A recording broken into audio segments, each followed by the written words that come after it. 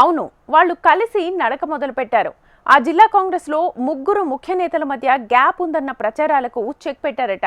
జిల్లాలో కాంగ్రెస్ పార్టీని బలోపేతం చేసిన ఆ నేతలు అభివృద్ధి విషయంలో రాజీ పడకుండా కలిసి నడవడం పట్ల కాంగ్రెస్ క్యాడర్లో జోష్ నింపుతోందట. గత కొంతకాలంగా వారి మధ్య అభిప్రాయ భేదాలు ఉన్నాయంటూ జరుగుతోన్న ప్రచారాలకు తాజా పరిణామాలతో అడ్డుకట్టపడిందని చర్చ నడుస్తోంది. ఇంతకీ ఏమిటా జిల్లా, ఎవరా నేతలు? What's the story? కాంగ్రెస్ కు కంచుకోటగా మారింది ఉమ్మడి ఖమ్మం జిల్లా. గత ఎన్నికల్లో 10 స్థానాలకు గాను 1 మిత్రపక్షంతో కలుపుకుని 9 నియోజకవర్గాల్లో కాంగ్రెస్ జెండా ఎగురవేసింది. అందుకు ప్రధాన కారణం జిల్లాకు చెందిన ఆ ముగ్గురు నేతలు మల్లు భట్టి విక్రమార్క, పొంగులేటి తుమ్మలనే. రాష్ట్ర వ్యాప్తంగా ఓటర్లను ప్రభావితం చేయగలిగిన ఈ నేతలు ఉమ్మడి జిల్లాలోనూ బీఆర్ఎస్ ఊసే లేకుండా చేశారు. గులాబీ పార్టీ గెలుచుకున్న ఆ ఒక్క ఎమ్మెల్యేను కూడా కాంగ్రెస్ లో కలిపేసుకున్నారు.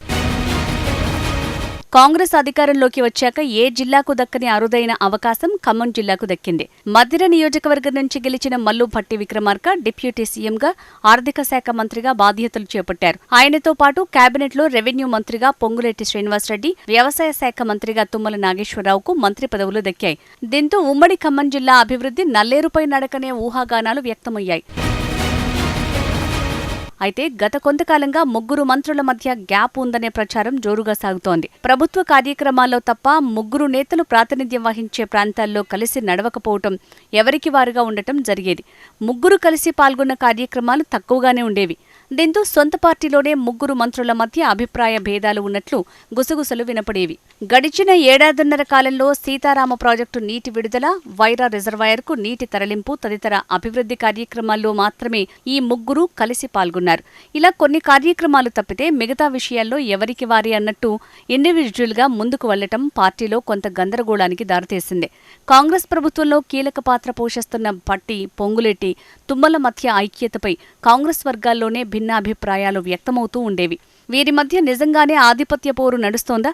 అందుకే జిల్లాలో జరిగే అభివృద్ధి, పార్టీ కార్యక్రమాల్లో అంతగా కలిసి పాల్గొనటం లేదా అనే అనుమానాలు కార్యకర్తలు, నాయకులను తొలిచేవి.